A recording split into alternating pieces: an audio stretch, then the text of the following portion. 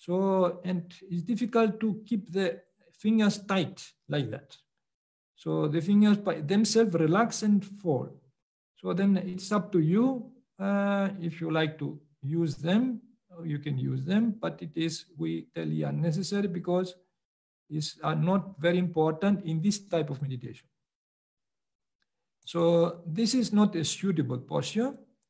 So other suitable postures are, you can sit on a stool in this way, but you can see also the spine is erect, or you can sit in a seiza, which is called a big pillow. You can see also the spine is erect, or you can sit in a chair for those who have difficulties with knees and so forth. So, but here,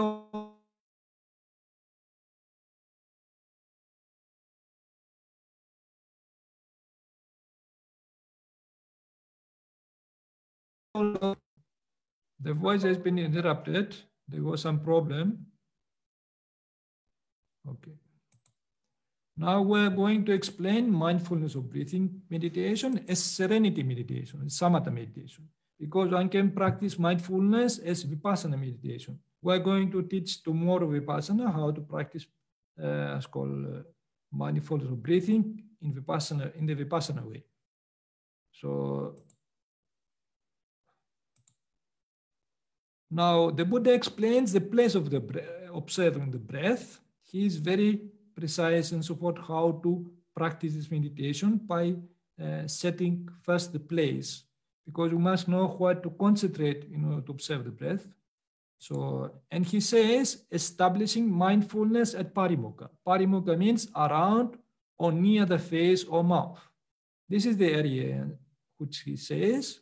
This is the Pali word for those who know, who want to understand Pali. So therefore now parimukha means in this area. So there are other books also, other discourses what the Buddha gave, and he explains this more precisely. He says this mindfulness is established, well established at the nose tip or at the mark of the mouth. Hence, it is said establishing mindfulness at parimukha. Therefore now, why he does not say only on the nose tip? Because some people who have short nose, they can feel the breath on the upper lip. This is called the mark of the mouth. While others who have normal nose, they can feel it in the nostrils, in the nose of the tip.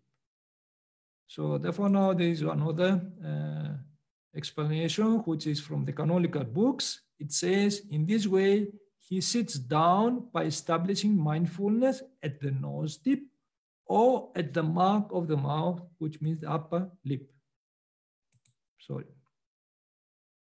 So therefore now, these are the two places, because here is the area which one has to concentrate. Most of the people who have normal nose, they can feel it in the nostrils when the air strikes the nostrils. That is the more prominent place they can feel it.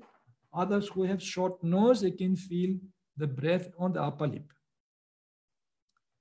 So it says also, he does not give attention to the in-breaths coming inside the body or the out-breaths going outside the body.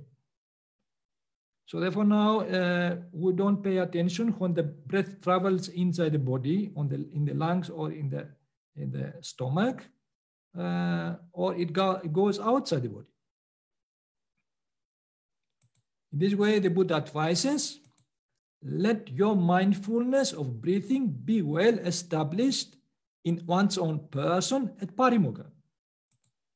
When mindfulness of breathing is well established in one's own person at parimukha, any inclinations for outward and vexing thoughts cease to exist. So, therefore now, what the Buddha advises to establish on attention there in the parimukha. Establish means one should not move it, just to keep it there fixed. Because if one moves it from place to place, it will be difficult to attain samadhi, concentration. Now, in your case, according to these instructions, you can also, therefore, establish your mindfulness at the tip of your nose, where the air strikes the nostrils, or at the upper lip for those who have short nose and they can feel it on the upper lip. Therefore, you observe the natural flow of your in-breath and out-breath. So, in this way, do not give attention to the in-breaths and going inside the body or to the out-breaths going outside the body. Now, the Buddha is going to explain, after he explained the place of observing the breath, he shows now the first step, how to observe the breath. And he says, ever mindful, one breathes in, ever mindful, one breathes out. So therefore now, in breath, out breath, that is why the meditator should be aware of it, should be mindful of it. So in this way now, you also ever mindful breathe in and ever mindful breathe out. Do so for about 5 minutes. So in breath, if you inhale in breath, so you mentally note in breath. If you inhale out breath, exhale out breath, you mentally note out breath. This is very important. Therefore now by every in breath, out breath, it's good to use certain words. So in order to concentrate, otherwise the mind does not know what to watch. Therefore you use the words in breath, out breath, in breath, out breath, whenever you understand that you inhale or exhale. So these are words which are very important to direct the mind towards the breath. If we leave just the mind by itself, so it will go his way. Another point is, do not use your eyes to pay attention to the breath. So many people, they try to see something around the nose. There is nothing there, just the air which moves in and out. So if you strain your eyes, you might get some headache. So therefore, just relax your eyes and then pay attention to the sensation at the tip of your nose. So that is important because this has to do with the sensation which one has to be aware of. So when the breath strikes in, strikes the nose, so one should be aware of the sensation. There is no color, no shape there in that breath. Therefore now it is good to concentrate on the sensation. If the sensation is not very clear, just understand the movement of the breath going in and out. So try to understand the movement of the breath. When thoughts or feelings distract you, ignore them. Come back to the sensation of your breath or to the movement of the breath. So you try to put your attention around the nose and bring the mind back to the tip of the nose. And mentally note in breath, out breath, in breath, out breath, as in the natural way, the natural in and out breath. Second step is, the Buddha says, when one breathes in long, one understands I breathe in long. That means if it's called the long breath, it is, and then he tells when one breathes out long, one understands I breathe out long. So we have the long out breath. So therefore now when you breathe in long, understand I breathe in long. And mentally note long in breath. When you breathe out long, understand I breathe out long. And mentally note long out breath. Now long in breath, long out breath, it is the long time duration. So it is nothing to do with how many inches and centimeters. It is about the time duration when you breathe in and out. So if you just feel the breath in your nose, very little, that is the breath is very short. But if you feel it for a certain time duration, that is quite long, then you mentally note long in-breath, long out-breath. Usually at the start, the breath is long. After some time, it may become short. So that's why the Buddha says first the long in-breath, out-breath, and then he's going to say now, when one breathes in short, one understands I breathe in short. So he speaks about the short in-breath. And then he says, when one breathes out short, one understands I breathe out short. This way, when you also breathe in short, you understand I breathe in short. Try to understand that you are breathing in short. So therefore, you are short breath, you mentally note short in breath. So you have to use these words if the breath is short. So when you breathe out short, you understand I breathe out short. So therefore now, for short out breath, you mentally note short out breath. And short means short time duration. That means you just slightly need to breathe in and breathe out. While other times you need the body needs more air to breathe and the breath is long. But this time, if one concentrates more, so one can see that the body needs little oxygen. And the breath becomes shorter. So if that is the case, one can mentally note short in breath and short out breath. So this mental noting is very important. We have to use these words initially till the mind becomes familiar. Afterwards, of course, you can skip these words. So because the mind is already get into a habit to concentrate upon. And the third step, the Buddha says, one trains thus, I shall breathe in, experience the whole breath body. So, and then one trains thus, I shall breathe out, experience the whole breath body. So that is the whole out breath. The meaning of the whole body is, the definition, yet is whole body. What it means is the Buddha used the word kaya, sabbakaya. We are going to explain what means kaya here. It is actually literally means body, but here it is a metaphorical meaning. And the Buddha explains some other suttas what means in this context the whole body of the breath.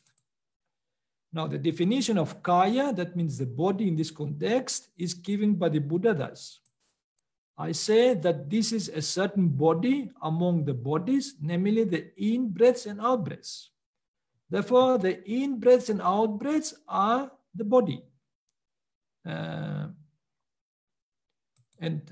therefore, sabbakaya means in this context, the whole bodily process of the in-breaths and out-breaths. And kaya, body, is used in a metaphorical sense.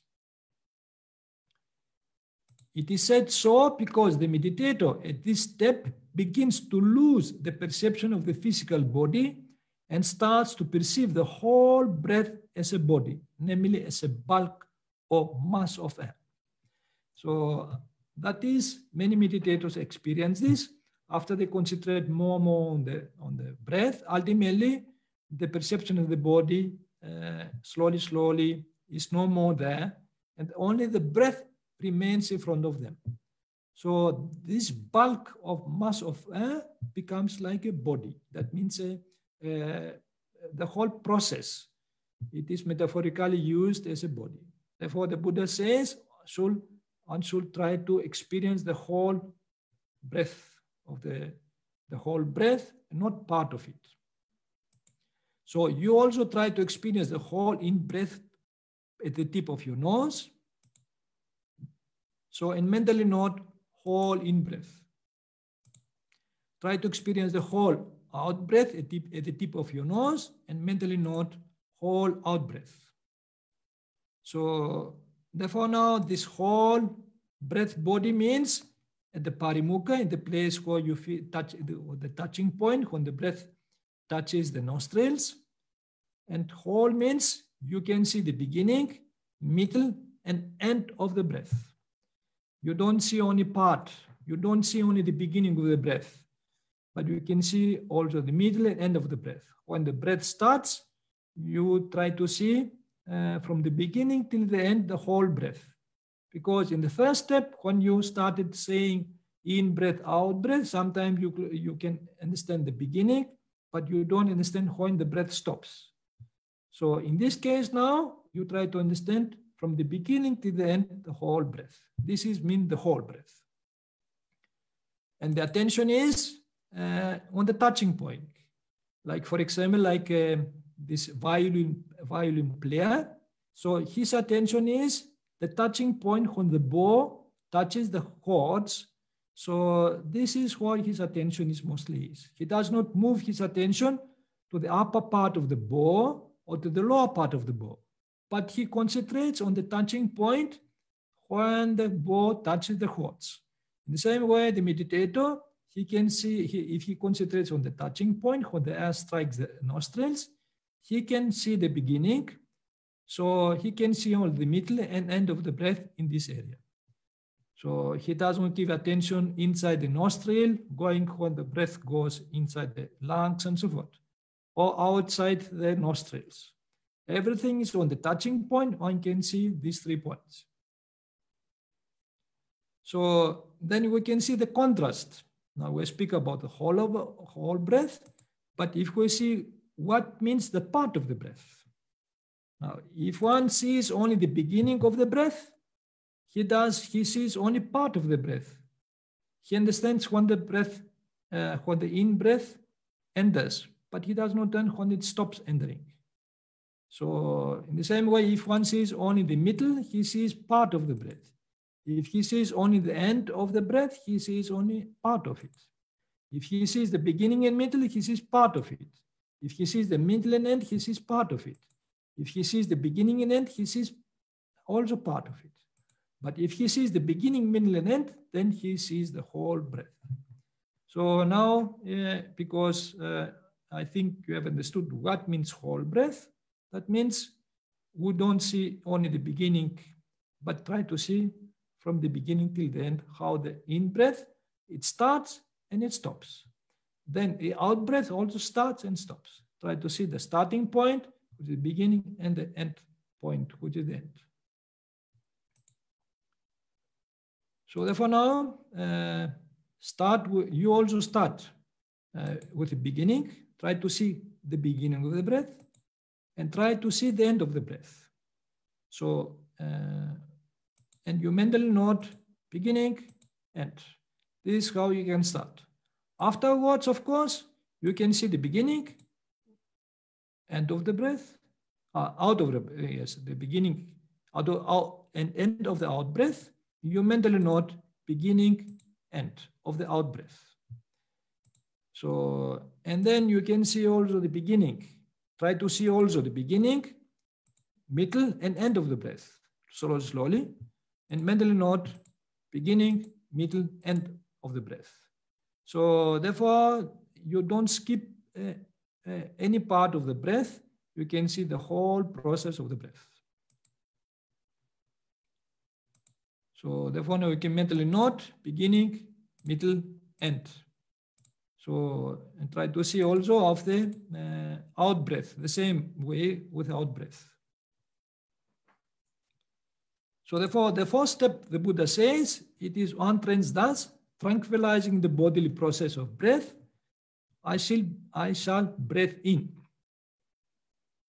On trains thus, tranquilizing the bodily process of breath, I shall breathe out. This means that even though the process of breath may become tranquil, calm, quiet, serene, and relaxing, one should not stop watching it, but continue paying attention to the in and out breath. So therefore now, because some meditators, after the breath becomes very tranquil, they think, now very good, very nice, and they stop observing it. In this way, the Buddha says, one should continue watching the breath as before. Now here, the Buddha used the word kaya sankara, and I will explain here the meaning of the bodily process. Now, the definition of kaya sankara, which is bodily process, is given in the suttas thus.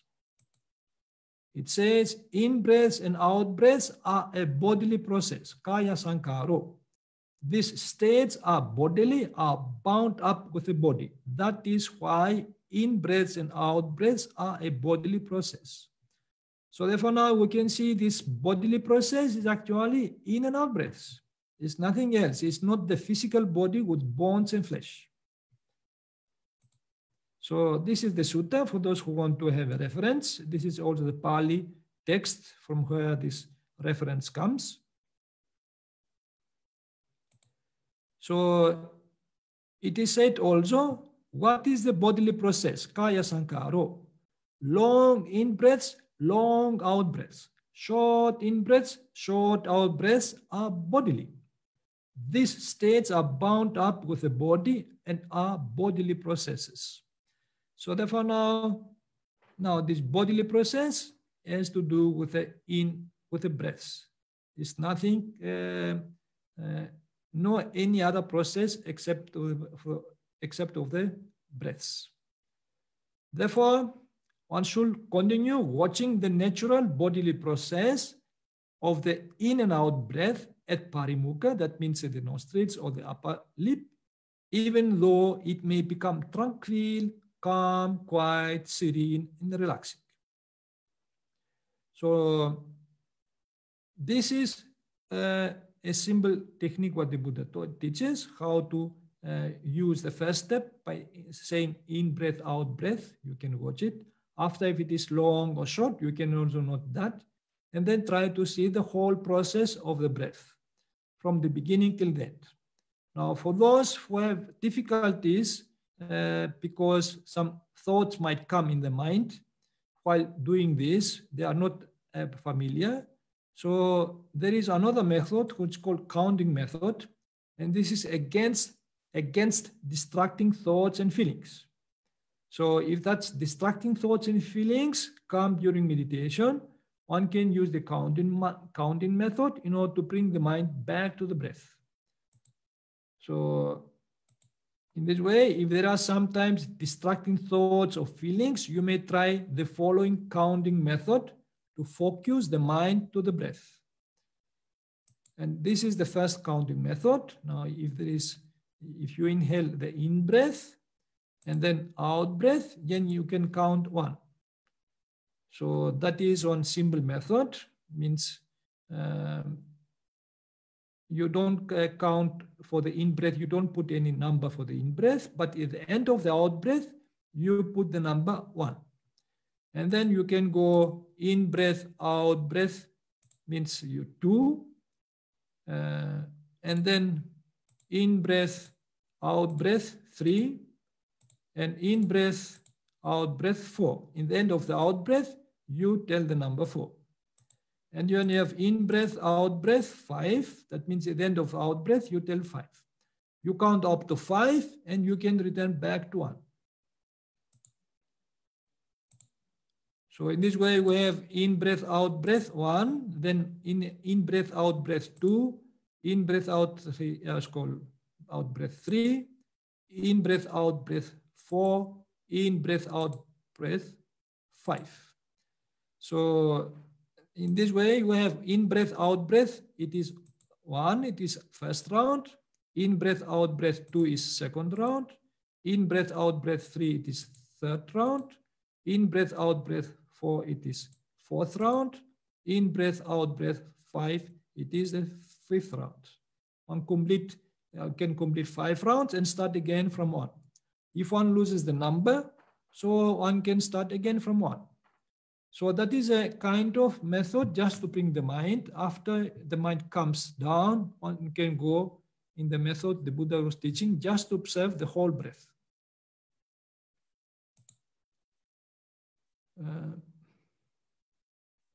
So if, however, the distracting thoughts or feelings persist and are tough, you may try the following tougher counting method by repeating the same number for the in-breath and out-breath.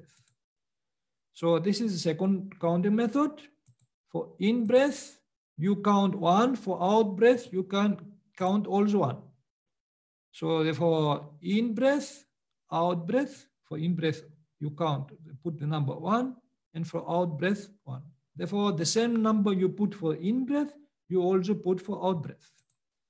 So you in breath 2, then out breath also 2. In breath 3, out breath also 3. And then in breath 4, out breath also 4. In breath 5, out breath also 5.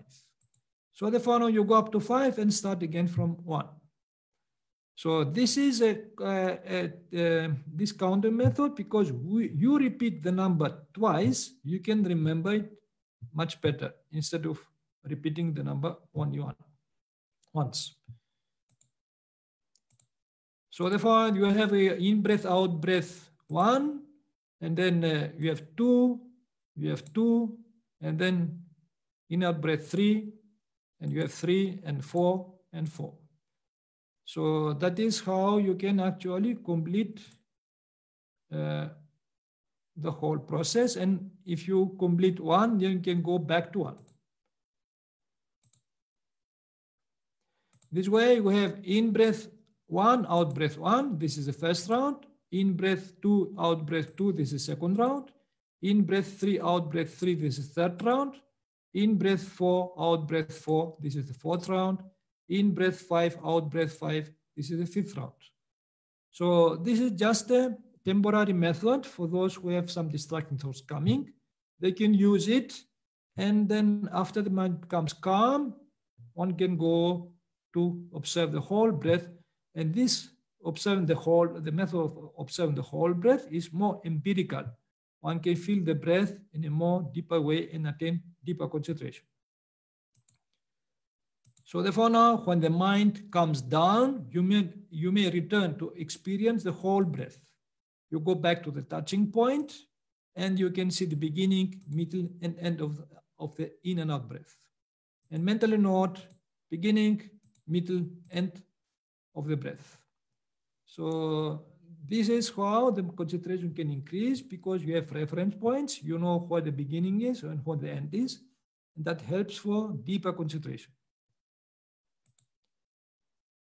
So if one continues so, and the concentration increases, the sign of concentration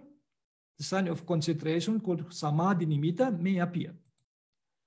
This is a light which appears in front of the meditator, which is connected with the breath. This is not diffused light. It is a very compact light which appears in the meditator's mind. So, and about this nimitta, what the Buddha spoke several times in the suttas. So he calls them samadhi nimitta and samatha nimitta. These are the words the Buddha used. And this word samadhi nimitta occurs 25 times in the Sutta Pitaka and refers to various samatha and vipassana meditations depending on the context. So in samatha nimitta, this word occurs about 11 times in the Sutta Pitaka and refers to samatha meditations. So therefore now he says that there are the sign of serenity meditation, the sign of non-dispersal of the mind. Frequently giving careful attention to them is the nutriment for the enlightenment factor of concentration. So therefore now the sign of serenity is the serenity itself as well as its object, who sometimes the commentary gives it is the patibhaka nimitta or the counterpart sign. And the sign of non-dispersal is the synonymous with this nimitta. This is called the samatha nimitta. Another word the Buddha uses, it is cittasi nimitta, which means the sign of the mind. He says, it is possible that one who finds delight in solitude when being alone will acquire the sign or the object of the mind. So now, according to the commentaries, there are 3 types of nimitta: preparatory sign, which is called parikama nimitta, acquired sign, which is uggah nimitta, and counterpart sign, which is called patibhaka nimitta. The meanings of nimitta is a sign, a mark, an image, mental image, reflecting image. So now, what is the preparatory sign? Preparatory sign is what the Buddha told, establishing mindfulness at parimokha. Because if you establish mindfulness at the tip of the nose, for example, you can have a sensation. As called this sensation itself, it is a sign that the breath goes in and out. So that is actually to establish oneself in this sign, the sign of the movement of the breath at the nose tip. That is how you prepare yourself. You put your attention there, and then that is a start, how to start. So, and then we have the acquired sign, which is called Nibbana, the still unsteady image, which arises when the mind has reached a high degree of concentration. This, and then we have the countersigned, Nibbana, an entirely clear and immovable image arising at a much higher degree of concentration. So soon after this image arises, the stage of access concentration, which is called Upachara Samadhi, is reached. So when this image arises, slowly, the mind may get absorbed to it, sink to it. This very sinking of the mind to this light, to this counterpart sign, is called the attainment of the third jhana, which is. So therefore now this light, it is actually the production of concentration. So that is, and the producer, this powerful light, which can enable one to attain the first jhana, which is sometimes it translates as ecstasy. So, and but it's actually the full absorption of the mind into this counterpart sign, which is the light. Now, this bright sign varies depending on the meditator. For some, it is a bright light, such as the morning star, a bright ruby, a gemstone, or a bright pearl. For others, it is like a moon or a sun. The reason is that this light can appear differently from person to person, from meditator to meditator. It is like you have the prisma, and if we shed a white ray of light into the prisma, you can see the rainbow effect coming from the other side.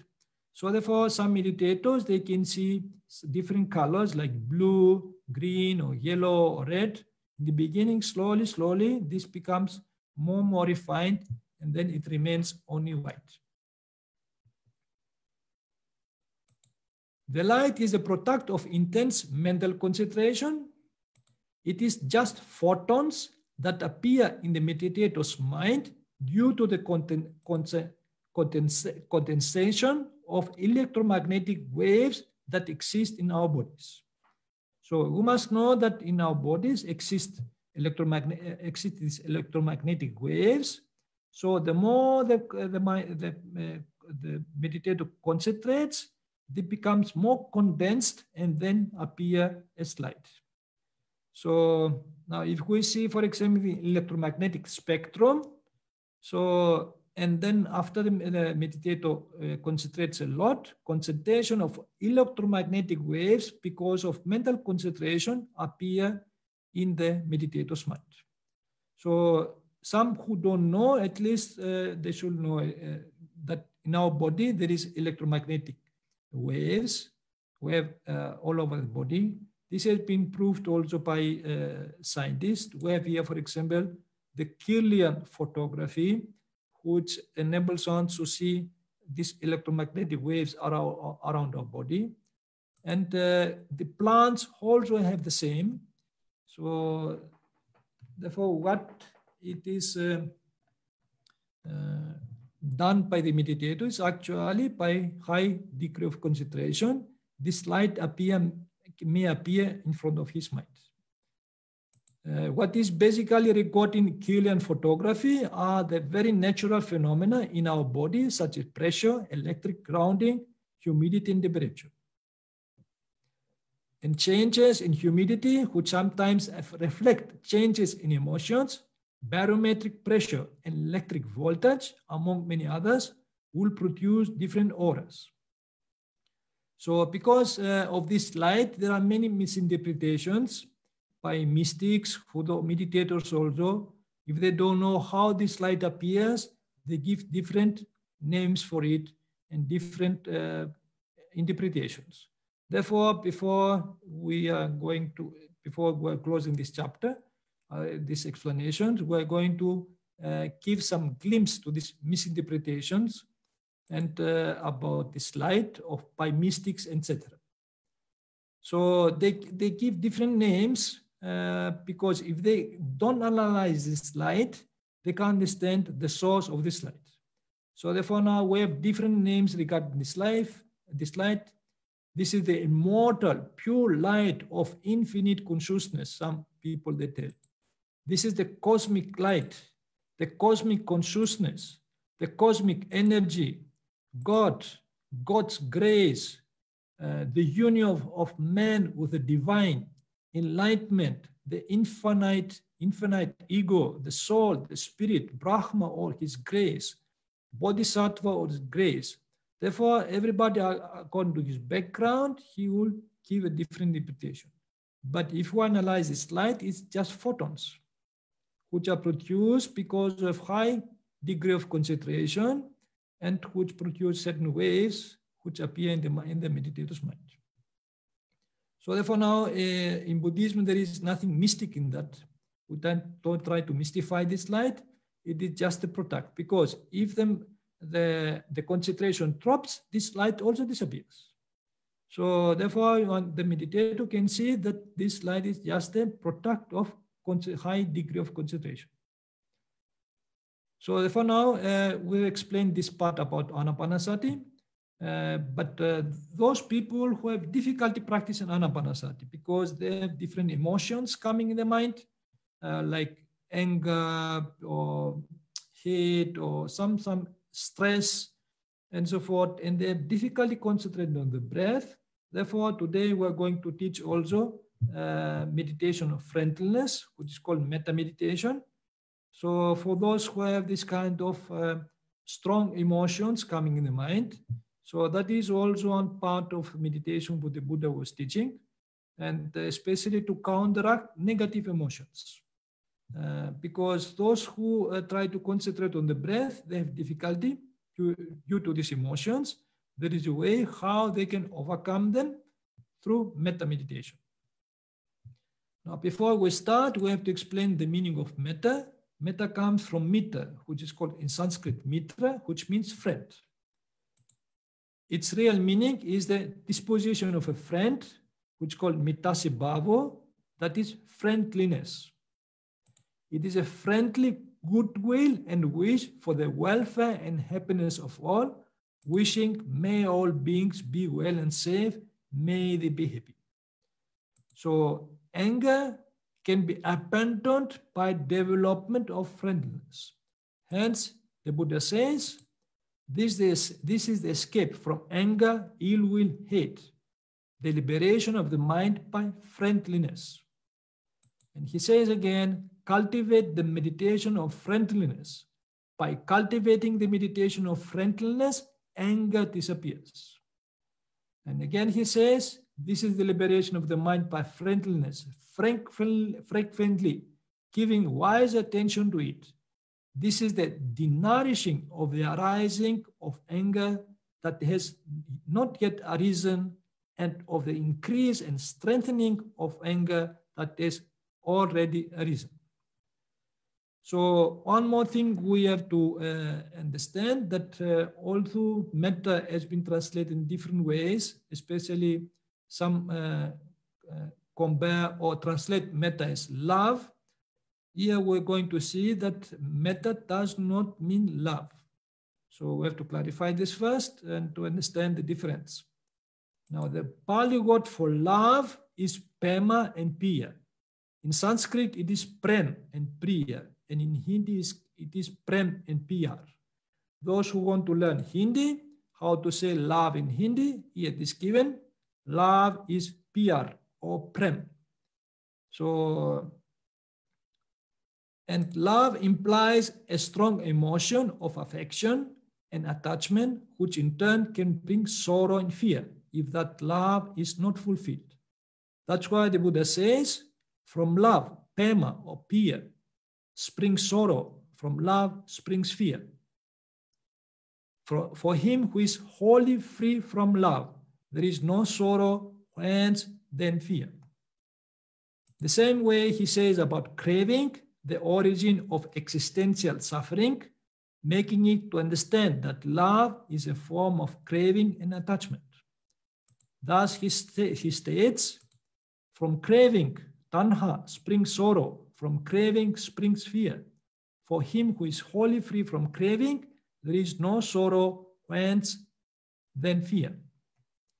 However, instead of love, he urges his disciples to develop other noble qualities towards oneself and others, which he calls metta, and which literally means friendliness or a friendly disposition, and also karuna, compassion, mudita, sympathetic joy, and upekkha, equanimity. So, and now we're going to see how metta meditation is a serenity meditation, and it is the escape and mental freedom from animosity, hostility, ill feeling, antagonism, enmity, malice, resentment and bitterness, antipathy and ill will, anger or hate, fear, sorrow, jealousy, stress, anything we call negative emotions. Therefore, now in our mind, if anger arises, if hate arises, or fear arises, or sorrow arises, or jealousy arises, or stress arises, metta is the antidote for that.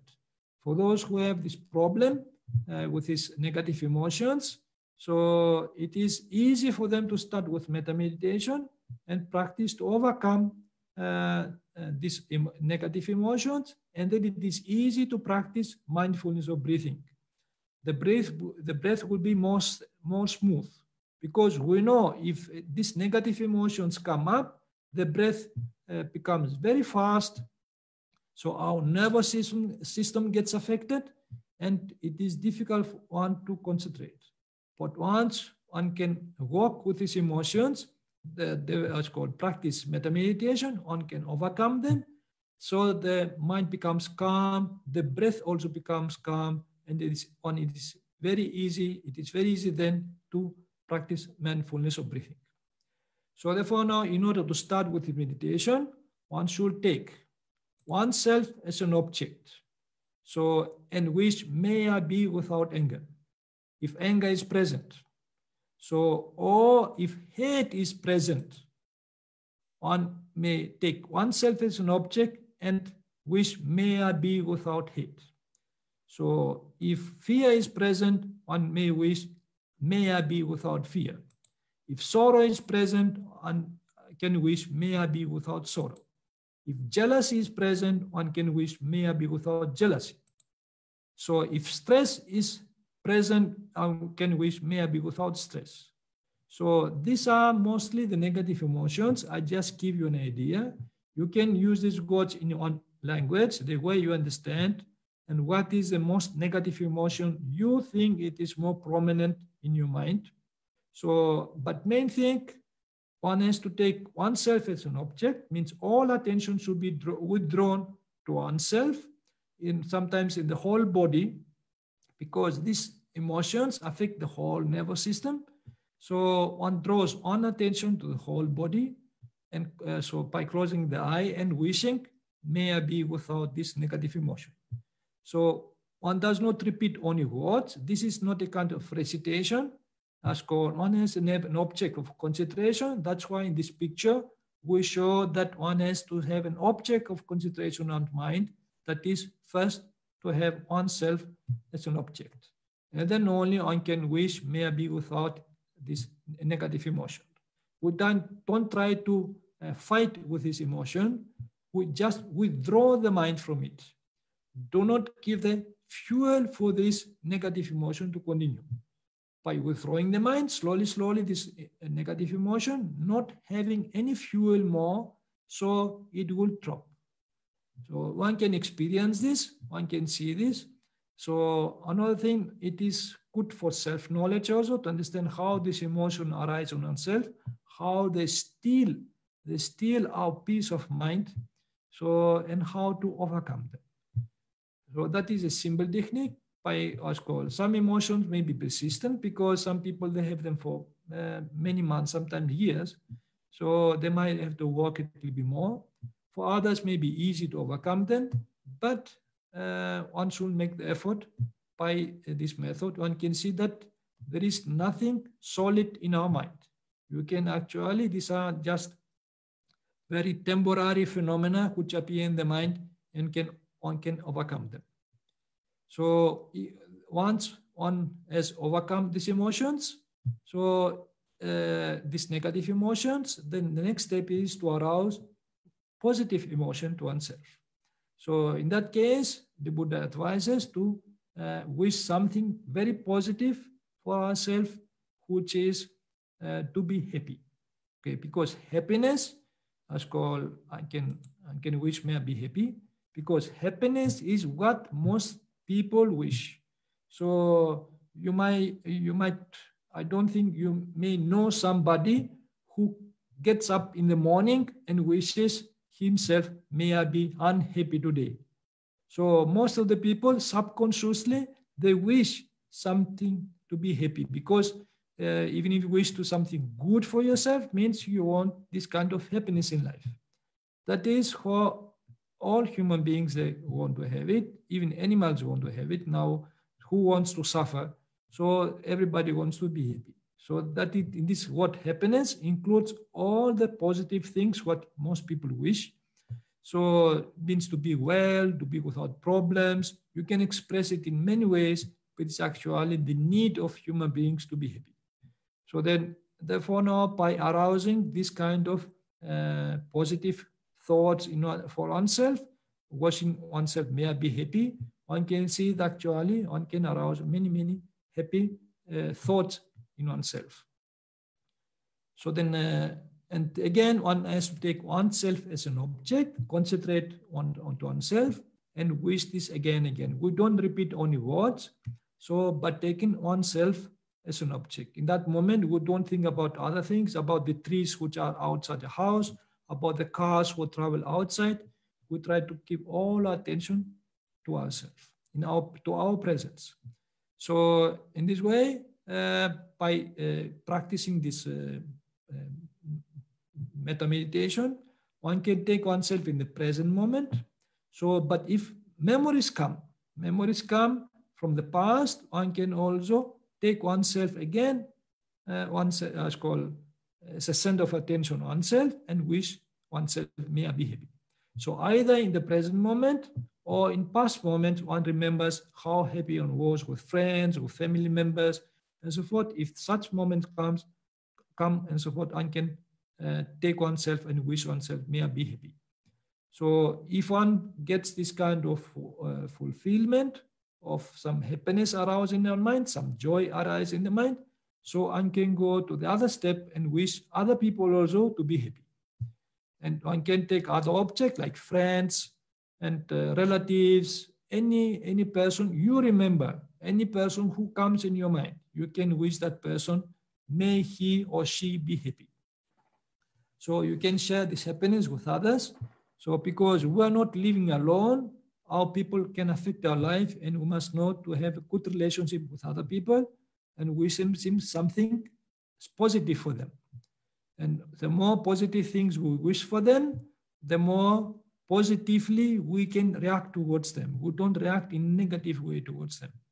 So that is also our happiness. Therefore, it is not isolated thing. It depends also how we react towards others and how other people react towards ourselves. Therefore, if we have positive reaction towards others, other people also react in a positive way. That's why this metta meditation enables one to arouse many, as called positive thoughts for oneself, and then also one give these positive thoughts to others also. So some people, they think it is egoistic to start and wish, may I be without anger, without hate and so forth, or may I be happy. This is not at all egoistic. This is actually, if one is already unhappy, what he can wish to others. So then he can wish them unhappiness, wish them bad things. So, but if one is already happy, one has removed this negative emotion of oneself, cleaned oneself, then one can see, one can give good things to others, good thoughts, good words, good actions. So therefore, this is a kind of cleaning process. We have to clean first ourselves, and only we'll be ready to act in a positive way towards others. So therefore now you can, for those who have this kind of negative emotions, they can start by doing the way we explain it. So you can see that there are very good results. And then arouse also positive emotions, wishing themselves to be happy and also other people to be happy. So if the mind becomes calm, so one can, if so one so wishes, to return to the breath and see how the breath is very smooth, because the agitation of the mind due to this negative emotion as is no more. The mind becomes very calm, very serene, and one is easy to concentrate the mind on the breath. So we're going to finalize this kind of discussion regarding about this theoretical part of meditation. So, but we must know that what we have to do.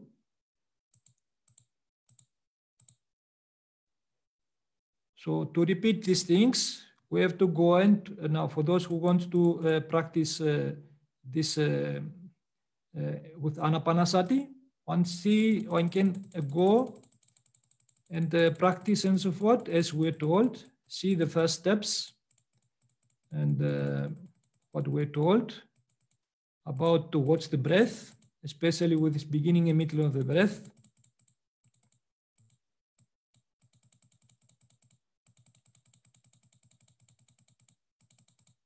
So concentrate your all your concentration to the touching point and try to feel the breath and see the beginning, middle, and of the breath. Especially, you can start with the first step by watching the in breath, out breath, mentally note it, and after go to the second step for maybe after 5 minutes, go to the second step, see if your breath is long or short. So, and then you can practice 2-3 minutes and go to see the whole breath and which is the beginning, middle, and end of the breath. I will repeat this before we start. I will remind you about these 3 steps. There are only 3 steps. There is nothing more. Those who want to practice also some counting, they can do so.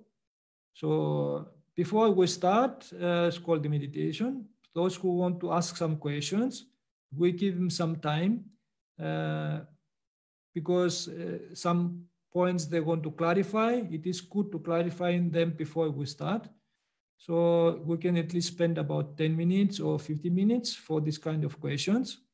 So then the way to do so, you can raise your hand, because down in the Zoom, if you go down the Zoom screen, there are some small icons about the microphone, about the chat, and then in the end there is a small icon with a small face. So if you click the 2 palms together, so that means you want to ask question. If you raise the other with a thumb up, that means you agree with something. But for questions, you raise the 2 palms who are clapping together. So for us to see what question you want to ask. In this way, we can reply. Another way it is you can type something in the chat box. And another way it is, of course, you can raise your physical hand if it's some difficulty. Bante, there are some questions in the chatting. Susanna asked something. Yes. It was the first question. You want me to read it for you, or? So I can go to the chat room.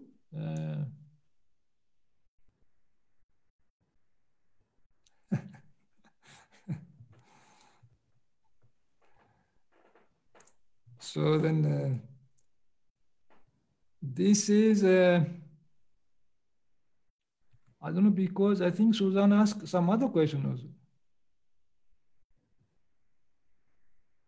Is lotus pose good for people having blood pressure problems? So I don't think it is any problem, because you just try to sit straight and you don't do anything. you don't try to strain yourself. But if there is some difficulty, you can try other postures. So, because lotus posture, it is for people who already are easy to do that, especially for thin people. Those who are thin, it is very easy to sit in a lotus posture. But those who are heavyweight, sometimes they have some weight in the body, so they might have difficulty to bend the knees. So they can just sit on the chair or on the bed or in a very pillow, in a big pillow, so to sit comfortable. But as I explained, the main principle with sitting is to keep the spine straight. This is very important. And slowly, if one wants to later go to lotus posture, one can do so, but one has to do certain exercises.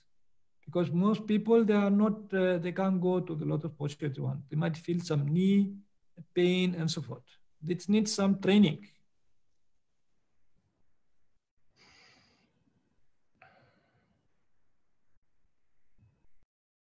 So another question, Susanna asks, so the Buddha was not accepting love for romantic relationships. So that is different. I mentioned that if one practices metta meditation, this metta meditation has nothing to do with love. It's nothing to fall in love with somebody. Okay? One wants to, while practicing metta meditation, one wants to get rid of anger, hate, or any negative emotions. But some people translate metta meditation as love. And some people think, okay, I'm going now to increase my love. That is not the case. So that's why I explained this point. While practicing metta meditation, the aim is to remove negative emotions of oneself, not to have a romantic relationship with somebody. Bhante, in your private life, you can do it. But while practicing metta meditation, so one must not have the idea that I'm now developing love. So it's not the case. You develop a kind of what's called attitude to remove negative emotions, to increase more positive emotions for oneself. And even if you wish to may be happy, so you don't fall in love with yourself. You just want to increase your good attitude towards self, because many people are enmities towards themselves. They don't know. They just try to blame themselves. They find faults with themselves. So they're actually stopping themselves all the time. I did not do this well. Other people, they do it better than me. So they are actually enemies of themselves. One should remove this enmity and arouse positive emotions for oneself. It's not to fall in love with oneself, but to increase positive emotions, to be friendly with oneself, not to be like an enemy to oneself. To be friendly is different. As called to be in love with somebody, as I explained, is more passionate emotion. So therefore, metta is not to become passionate to something. No, it is to be friendly. Now, if you behave to your friend, you don't tell, I'm in love with my friend. Then it is no friend. It has gone on step further. But to be friendly with somebody, it is just a very cool feeling, not feeling something negative towards that person, or there is something like you don't see that the person is an enemy.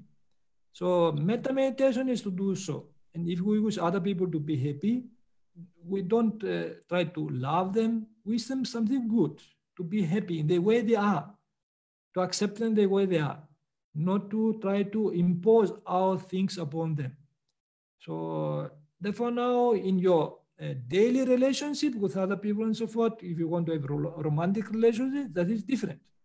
But while practicing metta meditation, we must know that the aim of metta meditation is just to remove this negativity from oneself. Bhante, perhaps you could mention this example you said to the Greek audience about the young lady and an old man on the street. I don't know if it is. So I don't know if we have time for that. But anyway, now once I gave an example. If an old man goes on the road and then suddenly a motorcycle comes there, and then one young lady sees this, that this old man is in danger, and she runs to help that old man and take him from the road and brings him on the, it's called little bit on the side. So now, if we ask, did that young girl, did this because she loved this old man? Of course, it is too much to tell she loved him. It is exaggerated. No, because she did it out of compassion, so that this old man does not fall into pain. And also she had friendly feelings. If she had some inimical feelings, she saw this old man like an enemy, of course she will not run. Therefore, she had friendly feelings and she had compassion. That's why she ran to help that girl. Not because she loved him. She is in love with that girl, with that old man. So therefore, we must differentiate between love and what means friendliness and compassion. Okay. So if we do such actions, we must not misinterpret them. But now, in case, for example, not an old man, but is a young boy, and that young girl, he sees that young boy that he is in some difficulties and tries to help him. Probably she might arouse some erotic feelings, some feelings of love towards that young man. Okay, it can be, okay, because he's young, and this kind of erotic feelings may arise, which is mixed with kind of passionate feeling of love. It's not only friendliness and compassion. Maybe something else is also involved. So therefore now, in both cases, we must understand the difference between love and also what means friendliness and compassion. That's why I gave this example to some people, and probably can somehow help you also to understand some difference.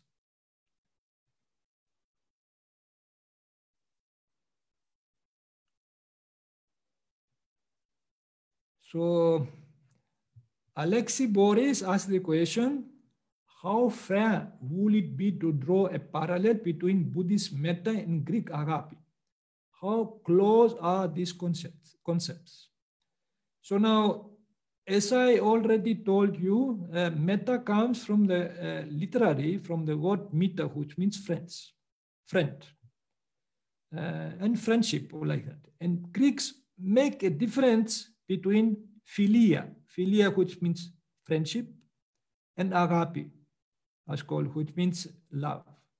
So, and Greek philosophers, of course, they will speak about the virtue of friendliness, to be friendly and so forth.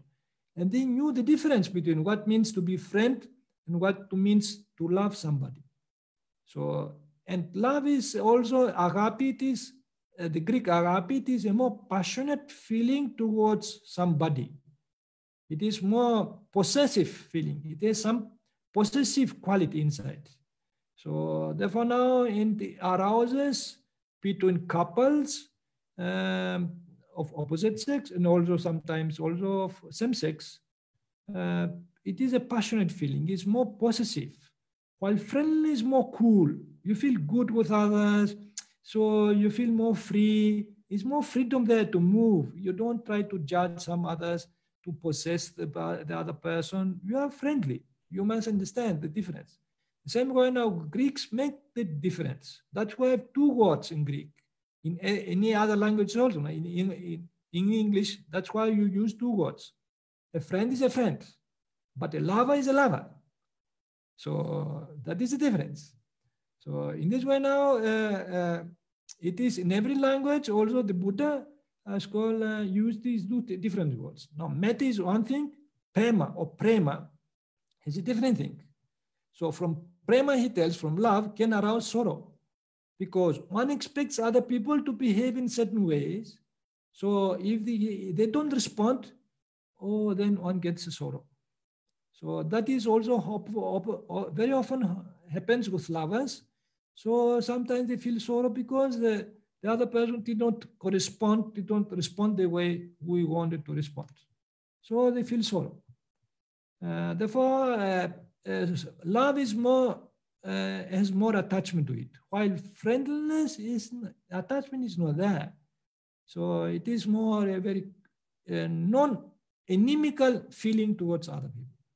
You feel friendly, but that doesn't mean you are attached to them.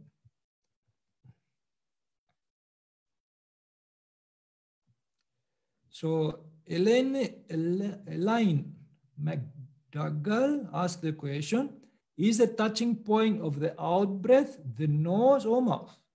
Touching point is also the nose. So now I told you about upper lip of the mouth, means on the upper part of the mouth, because some people have short nose and they can feel it on the upper lip. But actually the gate from where we breathe in and breathe out is the nose. So even now you are sitting, you are breathing from here. The natural breath comes from the nose. So if you breathe for a long time from the mouth, ultimately your mouth dries out. You can't do that for long. But naturally our nose has some mucus inside which lubricates the nose. We don't get any sensation, some dry up sensation on our nose. So it's easy to observe through the nose.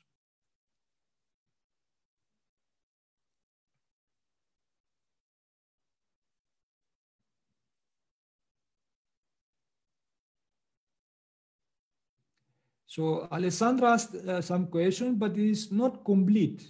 So she can type this question again, because it says, I didn't understand if in the metta meditation, if what in the meditation is not complete. If she can type this question again, we can discuss it later.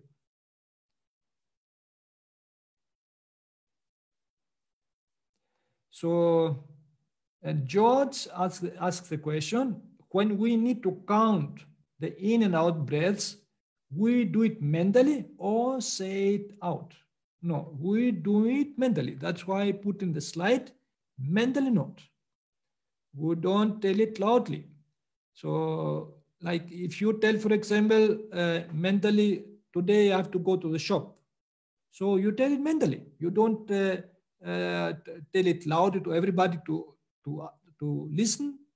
You internally think, okay, today I have to go to the shop. That is a mental note you do. The same now with this counting, you tell it mentally. In breath, out breath, or 1, 2, 3, 4, 5. You do it mentally. You count mentally.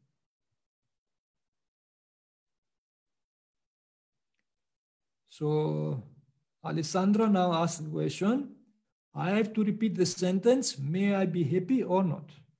Yes, now once these negative emotions are no more there. Now you can't tell may I be happy if you are already angry and hate yourself and hate others. It does not work.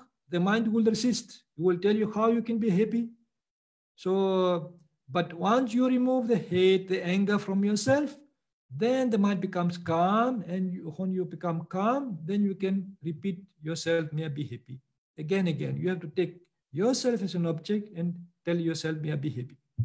So, so then you can see how positive emotions starting arising in yourself. And if memories of yourself come, so you can take again yourself in that memories and wish yourself, may I be happy, be happy, be happy. Whatever you see yourself in the present moment or in past moments. So you repeat this, may I be happy.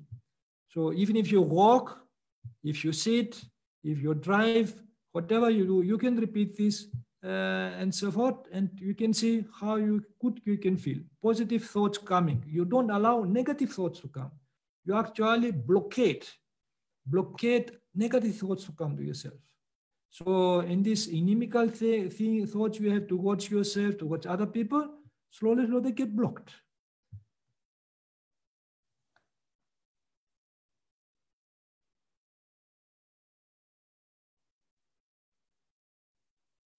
So D asked the questions, can samadhi nimitta appear around the head too, like a halo?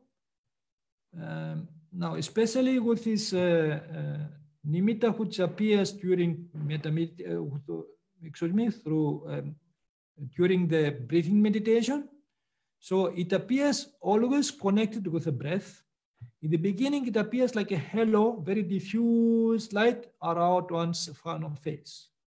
But slowly, this light concentrates, it becomes connected with the breath and appears together with the breath. It becomes like almost one. It comes actually like a friend to help the meditator to see more details on the breath. It is like having a torch in front of you, and you can see more details. So the more the meditator concentrates, the more this light becomes more bright and more bright. Then the meditator can see more details of the breath. You can see even small waves of the breath coming in, coming out, coming in, coming out. Becomes so clear. There is not one single mind moment when the mind thinks anything else. It thinks only about the breath, because the light, it becomes so powerful and the breath becomes so clear. Therefore, the meditator has to see this light as a friend who comes to help. But if he directs his attention to the light, that light disappears because the concentration drops.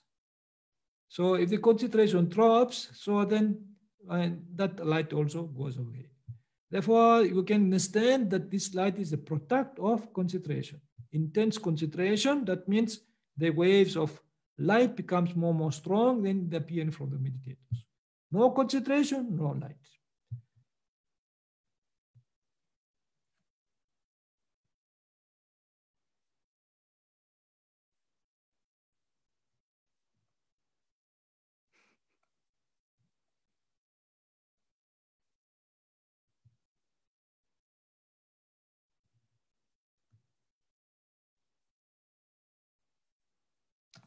So Ellen asked the question, I have been told that having your palms open upwards when meditating, you receive new positive energy. Having the palms down, you perceive and generate your inner energy. Do you have any thoughts on this? So, okay, now you have been told about this energy, positive energy, which comes from where? Did anybody explain you comes in from cosmos, from where? What is this kind of energy? How we call this energy? Is there any name for the energy? It is material energy, spiritual energy.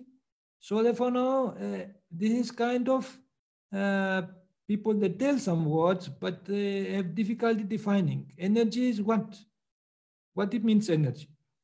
It is actually protons, electrons, maybe, or it is some spiritual energy from some god, from angel, maybe from some demon. You never know. So, but anyway, now I'm now in this case, whether you have your palms upwards or downwards. So after one concentrates very deep, so one loses the perception of the body. The body has no more effect. We try to put all our energy to the breath. As called, that is to achieve concentration, not to rely on external energies. You can't rely on external energies. We don't know what kind of energies these are. So in the atmosphere, there are atmospheric pressures, there are it's called all the different gases, there are the electrons, protons, of all the material energies. So we can't rely on that. So we have to rely on the energy of the mind and concentrate the mind on the breath. Then you can see the internal energy who comes from in. That is more powerful, and we can have proof that this energy exists. So you can have first-hand proof that this energy exists. For the other energy, whether comes from outside, we don't have proof.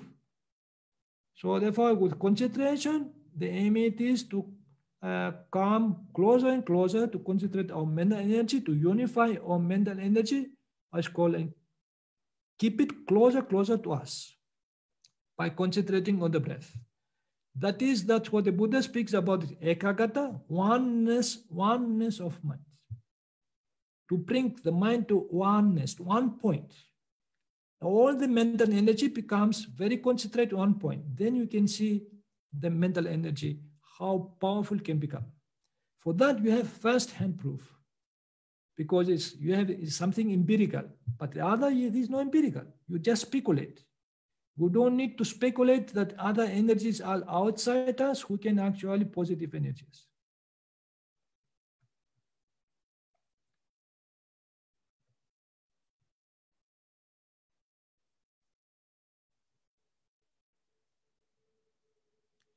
Yes, now Alessandra now is more specific.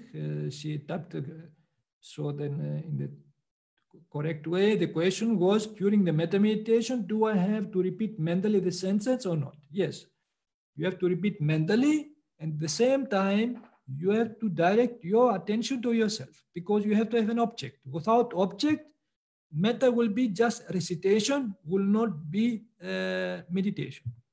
So every meditation needs an object for concentration, because even with metta, one attains also a kind of concentration. Actually, with metta meditation, one can attain up to three jhanas. So it can actually become very powerful if one continues with meditation, especially if one takes other people as object and then wish them to be happy, be happy, be happy. The more people one takes, the more the concentration increases. And then the more the concentration increases, even in metta meditation, light appears.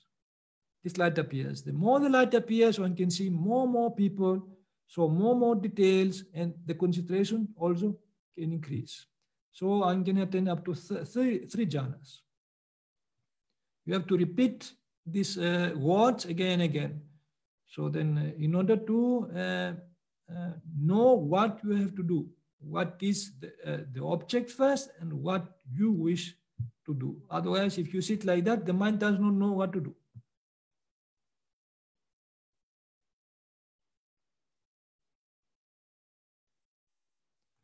So Manu asked the question, is loving kindness meditation an accurate understanding of metta? So now I will tell you another example, because what is loving kindness and what is metta? I will translate it, metta is friendliness. And you can see the difference between friendliness and loving kindness. I will give an example.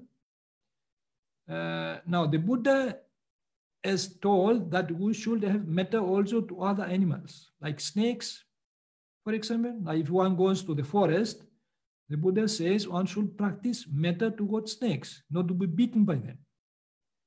So, and this metta means, friendliness means you don't have any inimical feelings toward the snake. You don't take a stone, like a stick to beat the snakes, but you see them as a friend with a friendly eye, not like enemies, to try to hit them or to do something bad to them.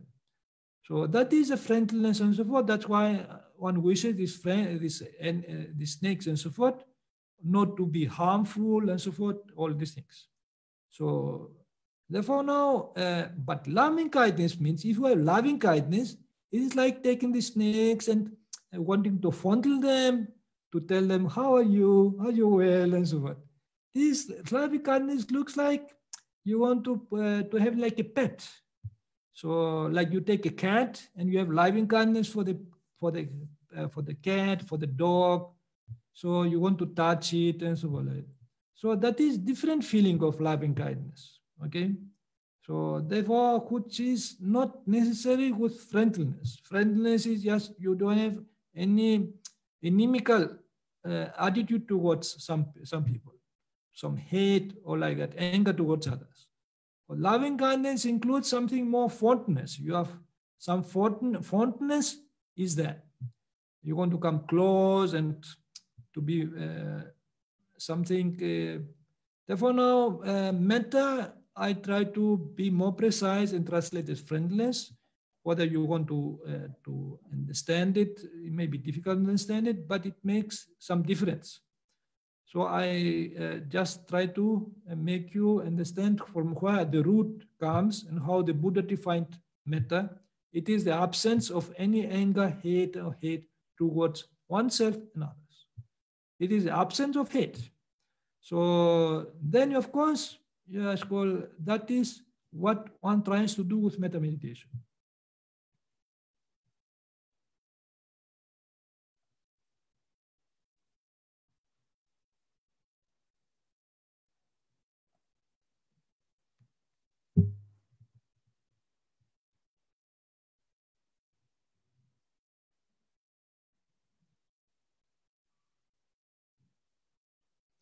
So Rui asked the question, the breathing meditation starts by recognizing the self-breathing in and out, but later it just recognizes the parts of the process, beginning, middle, and end. Is it important to recognize the self or just the parts of the process? So now I mentioned now, see what means the whole breath. If we, the Buddha says to understand the whole breath, because in the first step, he just told to see the in-breath, out-breath, in, out-breath. But the meditator sometimes knows when the breath starts, the in-breath starts, but does not know when it stops. He knows a part of it. Or the out-breath the same. Sometimes he knows when the breath stopped, but he never knows when it started. So therefore, he knows a part of it. In the third step, therefore, the Buddha tells to know the whole breath. And I explain you what means the whole. So to know from the beginning to the end. If you know something from the beginning to the end, you know the whole process.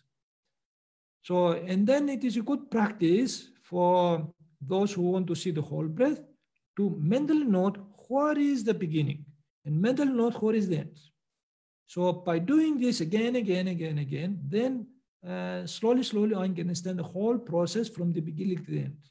Then one does not need to repeat these words, beginning, end, beginning, end, beginning, end. Therefore, it is one training just to start observing the beginning and end of the breath in order to see the whole process. So in the same way with the out breath, sometimes we know the out breath is starting going out, but then we forgot what it stopped. So now here we have to be careful to know also when it stops also. Then we know the whole breath. Otherwise we know only the part of it. So it's good training, therefore, what I give you with this example is to know when is the beginning of the breath, you know beginning. When it ends, you mentally note end.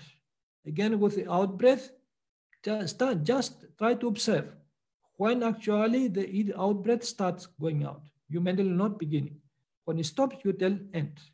So you use this word beginning and beginning and beginning and slowly you can see all the middle. So then the gap between beginning and end, there is duration between the beginning and end. And then you mentally note beginning, middle, and end, beginning, middle, and end. You familiarize means you can acquainted with this practice, and after you can skip these words, and then you can see the whole breath. You just don't see only the one part of it.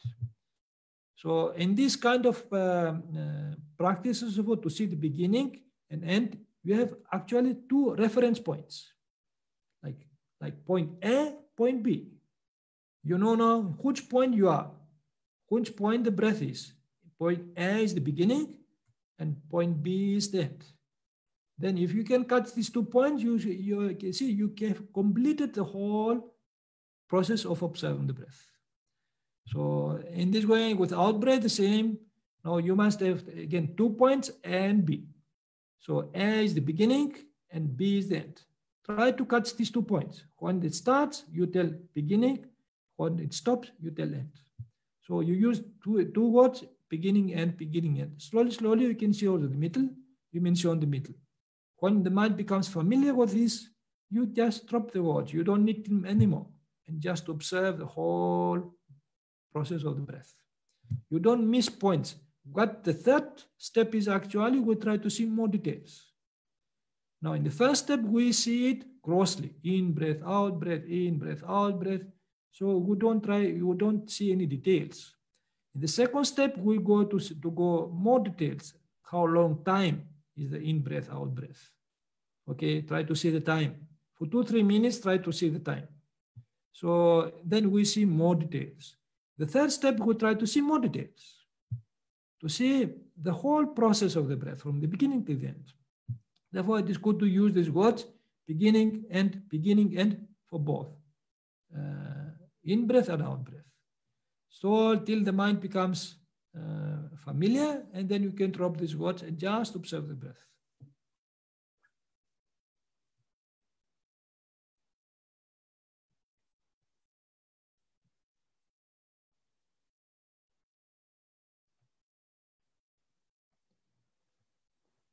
So I think there are many more questions, some which are just to the point for the practice.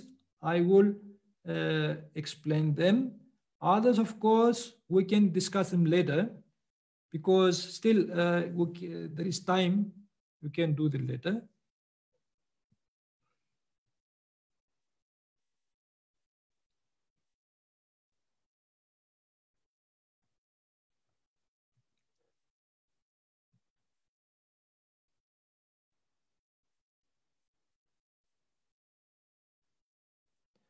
Tina asks a question, is it not so that the more you are trying to push away negative emotions and fight with them, you are actually making them to grow and more powerful? Yes, it is true. That is so. But I explained that in this metta meditation, we don't try to push away emotions, to fight with them. We try just to withdraw our mind from them. If we wish, may I be without anger, you don't tell the anger, go away, I don't want you. You just withdraw your mind. Means to be without anger, means to be free from it. We just withdraw your mind and don't give fuel for this anger to continue. So you don't get involved in this anger. You don't get dragged along with this anger. We just withdraw your mind, put aside your mind, and wish yourself maybe without anger. Although you see your anger going with your mind, you don't try to push it away. You just leave it go. But you withdraw your mind and tell, may I be without this anger. So by doing so, you don't give it fuel to continue. By not having any more fuel, you can see this anger goes away. But if you try to fight with it and tell him why this anger came now and so forth, that person, it is a culprit. He make me to become angry. I didn't want to become angry, but that person make me to become angry. He is at fault. And you start getting angry with yourself and sometimes with other people, and you get involved with this anger. And it grows more powerful. So that is not meditation. That is the regular way how people react. It is reaction. We don't try to react in it. You try just to withdraw our mind, which may be free from this anger. And you can see that that anger goes away because you don't give it any more fuel.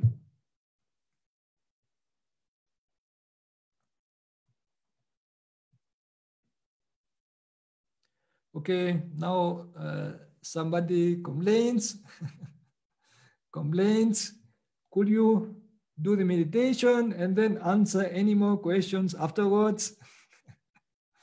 All right, now, so because some people, they already put the yoga mats, they put the cushions to meditate, they're waiting. So we have to stop for the time being. Rest of the time after the meditation, we can continue ask any questions. So then now you can give your vote how long time you want to meditate. So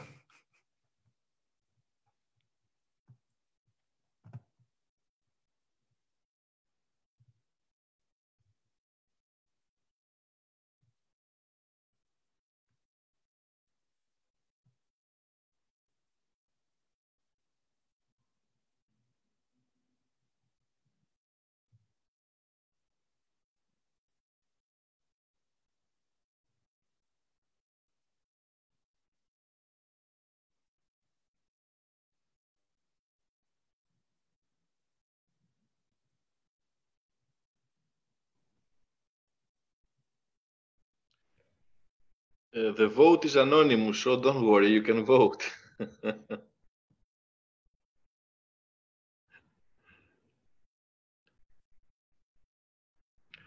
So that's the end of. Okay, most of the people, they voted for 30 minutes. It is like last time, it was also 30 minutes. Okay, that never mind. We must know that we are coming here together to learn the technique, to practice a little bit. And after the technique, we can ask any questions. But this technique you can practice in your daily life, especially the time you are free. And try on your own, you can increase the time. So, at least for those who want to practice today, 60 minutes, some they vote for 60 minutes. They might be disappointed, but I tell you that, okay, today we just try 30 minutes, you learn the technique, and then you can go on your own, practice as called whenever you have available time.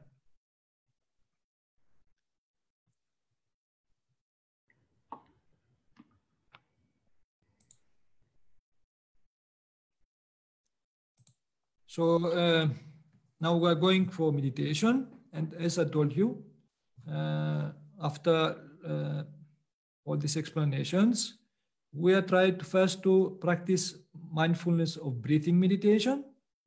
In order to do so, spine straight as much as possible. You can sit comfortable on a chair, on a cushion, even in any other place you like. But main thing is you keep your spine straight and keep your nose parallel to the ground.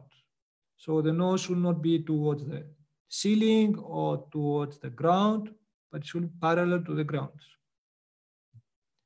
So that is one thing. And then bring your attention to the tip of the nose, to the place where the air strikes the nostrils. Try to feel the breath. So that is one thing. And before you start, it is good to bring all your attention to your body and tell yourself, relax, relax, relax, relax. Because some people, they think they are going now to the battlefield. It's not so. So try to tell your mind, that's called, it is just to relax now, to prepare your mind. So bring all your attention to the body and wish yourself, may relax, relax, relax. So after doing so, bring your attention to the tip of the nose and try to feel the breath. And as much as possible, try to concentrate on the sensation where the in and out breath strikes the nostrils. Is very important. For those who don't feel anything, at least try to understand the movement of the breath. The movement of the breath, which goes in and out, that is also okay. So that is when you breathe in, you mentally note, breathe in, as called breathe in, and then you breathe out, you mentally note, breathe out, out breath. Or maybe you can tell it in breath, out breath. You use very short words. You have to repeat these words again and again mentally in order to concentrate. So otherwise the mind does not know what to do. So in these words, have to do with your empirical, what you feel it, what you understand it. So then after 5 minutes doing so, you can go and observe whether the breath is long or short. And if it is long, you mentally note long in breath, long out breath. If it is short, you can tell short in breath, short out breath. This you can do it for 2-3 minutes, just to understand how long time the breath lasts. So how the breath continues. And then after 2-3 minutes, you go to observe the whole breath. You can tell in the beginning, whole breath, whole in breath, whole out breath. But if you have difficulties to see, then you can go and see, try to see the beginning and end of each breath and out breath. For the beginning, you tell beginning. If you see the beginning, if you see the end, you tell end. The same way with the out breath, try to see when the out breath starts, you tell beginning. When it stops, you tell end. So if you do it so, maybe for so after some time, you are able to understand also the middle. Then you can tell beginning, middle, and end, and beginning, middle, and end for in breath, out breath. So you have to use these words. So after the mind becomes familiar, you can skip these words, just observe the whole breath from the beginning till the end. So only occasionally if the mind wanders, if it thinks other things, just use these words to bring the mind back to the breath. So, but generally, any other thoughts who come in the mind, we try to ignore them. We don't try to push them away. It is simply we withdraw your mind, bring it back to the sensation of the breath or to the movement of the breath. So this is a simple thing to do. It is not rocket science. You can do this. This simple technique. Only thing that the effort it is just to bring your attention again and again to the breath. So whatever the mind wanders, bring it back to the breath. So that is how to do so. And I told you for those who have some wandering thoughts, it's difficult to calm down the mind, they can use this counting technique by using in breath, out breath 1, in breath, out breath 2, and so forth, go up to 5, and again return to 1. If you lose the numbers, you can just start from the 1. And for those who have very strong interfering thoughts, they can use the other method. Just use in breath 1, out breath 1. In breath 2, out breath 2. Therefore, the number you keep for the in breath, put it also for the out breath. Go up to 5 and return to 1. All right. So we're going to start now. Try your best. Those who have very strong emotions, like as I told you, they can practice metta meditation, the way I've described it. So the time before we start, a bell will ring. So now those who have the volume too high, it's better to reduce the volume because the bell will be a little bit disturbing for them because the noise will be too strong. Please reduce your volume as called in your device. So just to hear the bell, it's good enough. And all right, so then we're going to put the time. And after 30 minutes, if you have any questions, we're welcome to put the questions in front.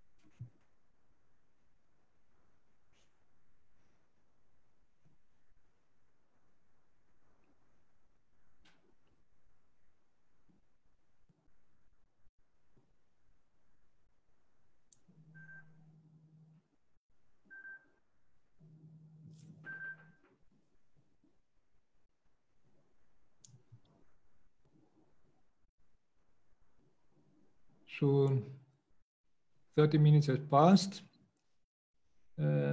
Usually with this meditation, momentum picks up after 45 minutes. So, and that is good also to extend the time for those who want to increase the concentration. So because within 30 minutes, between 30 minutes, 45 minutes, the mind still struggles to come into focus. But after 45 minutes effort, one can actually see the difference, how the mind becomes more and more concentrated. So in your free time, you can use some more, it's called, make more effort to concentrate and increase the time whenever it's possible.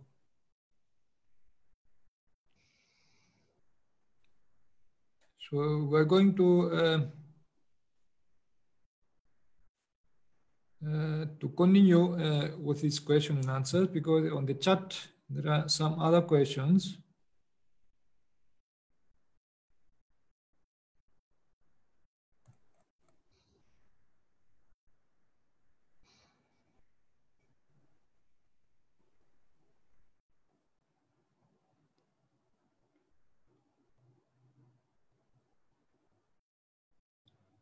So if you want to have other questions, you can also raise your hands. So the hand is, as we're told, if you go down in Zoom, there are small icons like the microphone and the chat and so forth. And then there is a small face which it says reactions. There you can click these two hands together, so which will indicate that you want to ask a question.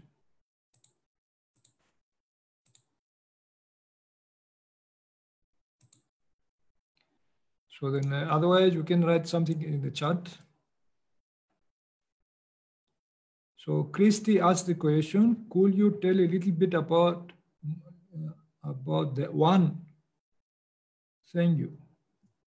The one, I told about oneness, the oneness which the mind can achieve. Means oneness in one single object, which is the breath. Then there's the unification of the mind, and that brings actually all the strength of the mind, the energy of the mind in one point. This is called ekagata, or the Buddha uses this word. Eka means one, agga means point, to bring the mind in one point. One attains this one-pointedness, which sometimes is translated oneness. So this is what I mean.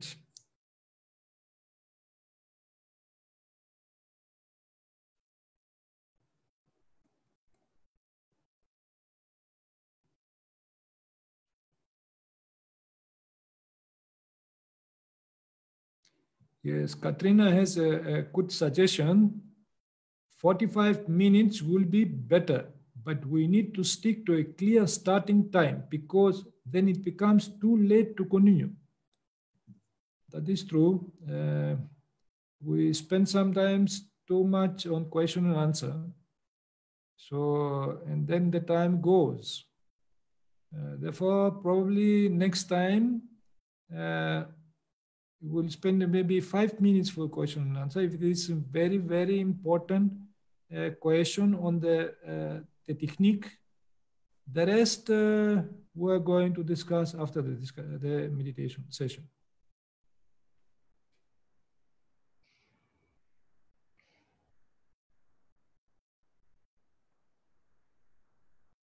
So then in the chat, there are no more questions. I don't know whether Mr. Michael can see some question there. No, I don't see any questions, and I don't see any raised hand. Okay, so then, maybe we can conclude today and tonight, and see for tomorrow the Vipassana session. Yes, tomorrow we have a session about Vipassana meditation. Those who want to participate, they can join in the same time as this time. So then, we try to limit the question and answers before the meditation, but we can have plenty of time after the meditation class. Also, I just mentioned this now, it's not something certain, but we were thinking about a retreat, 4 days retreat in August, if everything is well, because, you know, with this situation, nobody is certain about things. But we're planning something like that. It will be a small retreat, about there are 12 rooms available at a certain place. I can send you some details. So it will be in August sometime. If someone is interested, they can join. Some Greek people are interested, so I don't know.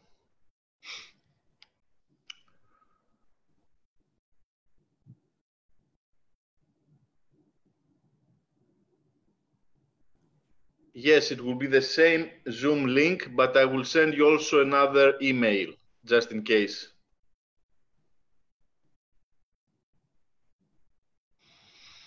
So, Bante, I will unmute everybody to say bye-bye to us and to them. So we wish you all the best, good health and safety.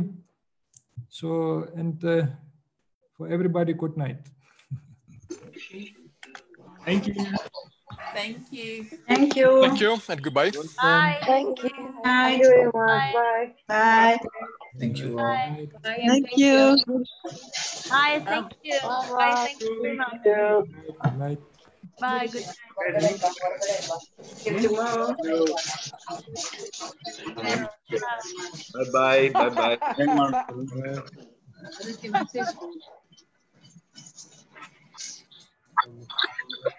I don't know. I can't live. Thank you, Master. Bye. Thank you. Thank you. Thank you. Good night. Good night. Night. Bă, da, deci e ceva, da, este o isterie, dar ți-am zis pe sectorul ăsta, înțelegi? Adică, bă, de unde nu te aștepți, unde zici, bă, ăștia n-au cum ăștia, filtrează informații.